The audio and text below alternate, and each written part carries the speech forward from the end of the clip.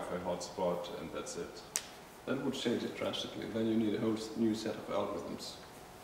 We have algorithms for that too, but you can use similar thinking, but we need a whole new set. Actually, we have algorithms to organize such a network, even if it's huge, billions of nodes, and assign every node an IP number that's based on kind of location, but not geographical location, but routing location, and actually to route messages. And once you have that, you can start using those normal algorithms on top of that. But that will probably be very inefficient, because these ones, they jump around all over the entire network. And doing that, if it's a Wi-Fi network that you route, that will mean talking with nodes far away all the time. So that would be silly. Then you want the algorithms that mostly work with your closest neighbors, and only when it really has to go further away. So then you would choose a whole other set of solutions to make it efficient. So basically everything you know of peer-to-peer on the internet you have to change to make it efficient on ad hoc networks. Yeah. We call that ad hoc networks. And could you mix them? Like, for example, for over continents you need ISP things, but when you're like in a train and half the train is in the tunnel, and the people in the tunnel could still use the ISP-based connection or 3G connection from the other part?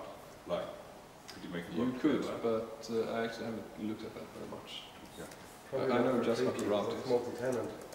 So You're sharing a very small amount of bandwidth, and there's a lot of connections. Yeah, but also, if it happens like in a tunnel, it's so quick, so you won't be able to handle it, because building up routes takes a lot of time. That's a slow process. So with moving nodes, it's really hard to do. But it's doable to some extent. But it's fine on the Eurostar, because that takes 20 minutes to go through that tunnel.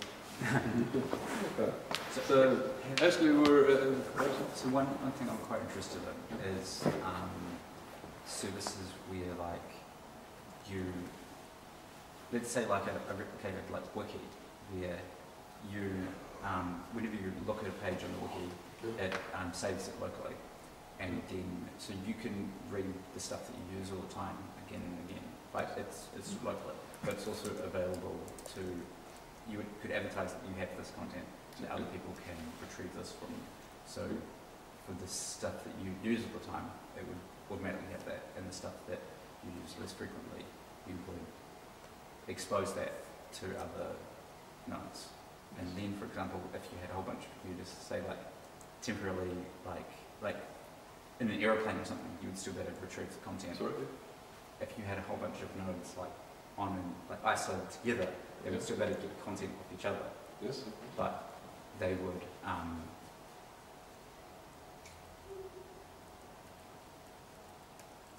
each have their own portion of the content that they have expanded to. So it was like saving in the network, but saving it where it was wanted. Where it was used. It would be like saving it in the network. It would be like exposing it to the network. Yes. But you would save the stuff that you use regularly. Yeah, and saving stuff in the network or pushing it on the network, there are two things that happens when you do. First off, things that are popular that people are anyway viewing will of course be stored. Everyone that usually stores it and keeps on sharing it for a while. Those things that are popular will be visible automatically that way. You don't really need to push them onto the network, because people are pulling it off the network and then sharing it. The things that are rarely accessed, for instance, my little personal web page that just gets one visitor per day, that I would have to push on the network, the internet, by using what do they call that storage? I'm getting tired of it. You have to do the storage agreement with other nodes to make it available at all times, because it's not popular enough to be available at all times. So popular things will anyway be available trivially. That's what you're talking about? But also, for instance, about the train situation, or as I worked with in the end of the 90s, groups of cars moving along a road. And those internet cars, we actually had used Wi-Fi between the cars. So for instance, if you have two families traveling together, your kids can play computer games with each other all the way, as long as you're close enough to each other, and make free phone calls and everything between the cars, like a walkie-talkie or something. And you can, for instance, over the normal internet, ask, well, if your friends already know the address of the other car, your car will pop up, your friend is nearby now. Now you can start gaming. And if you're just, for a short while it gets too far away, you can go over the normal mobile phone network for a short while. And you can have some limit. If you stay too far too long, you can warn now it starts to get expensive. You really want to continue connecting to that car, something like that. So you can travel in convoys like that. And so that's kind of ad hoc network. We also use another thing. Cars have more and more sensors on them. So cars that meet you, you don't even know them. They could announce that it's slippery behind you. So when you meet cars, they will start warning you about it's slippery. The car will tell you that. That could backfire though. So, yeah. There could be a deer in front of you. So you announce to the car behind, watch out for the deer. What?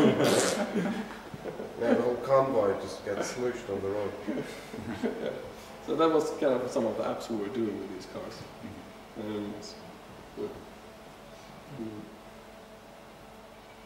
Okay.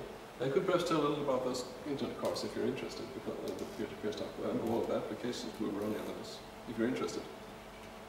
Sure. Yeah. One funny thing that they tried in Canada, before they actually had internet connected cars, was if your car gets stolen, you could connect to, the police could connect to the car, or you could do it and turn off the motor and disable the motor so the car, thieves couldn't continue driving it.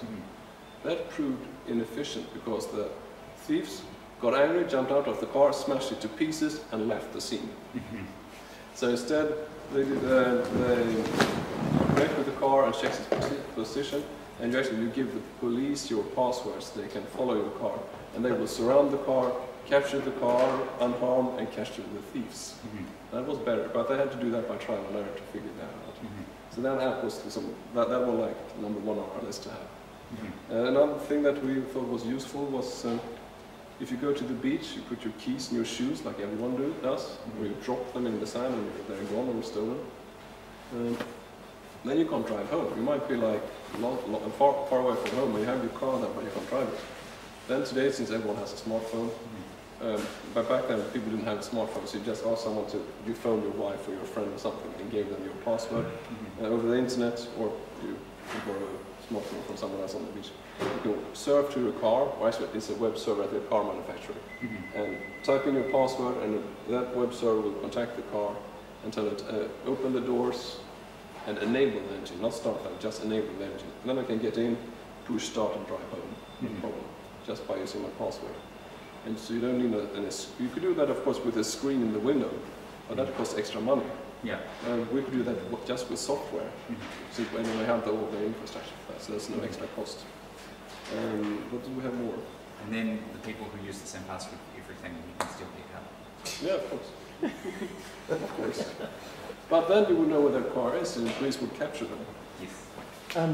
There was a story. There was a story. Well, you change their password and then they can't. Why you have that long is it the puke code? What do they call it for mobile phones? You have Pop code? Yeah, the puke code. Yeah, the puke code. So you go home and check your longer code and use that instead. It doesn't actually work though, because when your phone gets stolen, the thief will have the IMEI and pop codes on your phone replaced quicker than you can go home and click on where's my phone. Yeah, but not in our cars, because we made the cars unhackable. Even if you own the cars, you couldn't hack them because. Yeah, you should talk to Apple because they didn't make where's my phone unhackable. Where's my iPad? It's eminently hackable because I lost the phone that way. Unhackable provided that we didn't do any bugs, but there was no way to trick the communication. Did they ever think of like just making the car so that like it looks at you and it says you're not authorized to drive this car? Like. But you have all that. If you don't have the key, the car won't start. That's all that function. But it means look at your face. Yeah. Oh, that's but that's extra. That means the camera. That's extra hardware. But back then you didn't have good enough. Actually, in 1999, the face recognition that was good enough for that came. That was a Russian company. I tried it on a computer. What do you call it? Computer fair. No, what do you call it when lots of companies meet in a big hall and a big show. Sorry? Yeah. Expo, yeah, computer expo. One guy stepped up to the computer and met this company at another expo, and he said, "Hello, John." And he had by then glasses and a new beard. And so we interviewed these Russian guys. They actually used the positions of the or cancels parts of your face. Yeah. And that gives you enough many things to compare. So the height compared with the width and stuff like that gives you values. And they had by then 5 million people in the database, and that was a computer in 1999. And well, it's like a high-end PC. But So you need to wear like bigger ears and stuff like that. Sorry? Like Fake so nose. you need to wear and fake Shane, ears. move your They're eyes. good at recognizing you and cheekbone extensions. But they're good at That's, recognizing or- the difference. Like I was using one of those new Nexus 4s, and it's really good because you can like smile and it'll recognize you, or you can frown and it'll recognize you. But if you put it someone else or a picture of you or whatever, like it won't turn on. Yes, but they could back then on those high-end PC in 1999, it took 3 seconds to identify a person among 5 million in their database. So that was yeah. So it was a bit scary to realize. But they had to have it exactly from the front back then. But I guess they solved that by now. So yeah, but we didn't have that for those cars. But we had voice recognition by the way. But not to identify people, but the entertainment system, as we call it in the car industry. Well, what do you call it? Normal people, the stereo. The stereo. So most of your dual car, you have a stereo with everything, but running the stereo is the tricky part. Of course, if you have buttons on the stereo, it gets easier, but it's even easier to say auto PC, track 1, volume up. That was a standard demonstration command because everyone understood that. And we started the CD and raised the volume a little and played track 1. Not that useful because it's fast to do with buttons on the bus stereo. And there was a little funny thing with that. The female boss for that department that we worked with that, she was from South Sweden, talking a very special dialect. Minus knows what I mean, they take it. Think of like Cockney almost.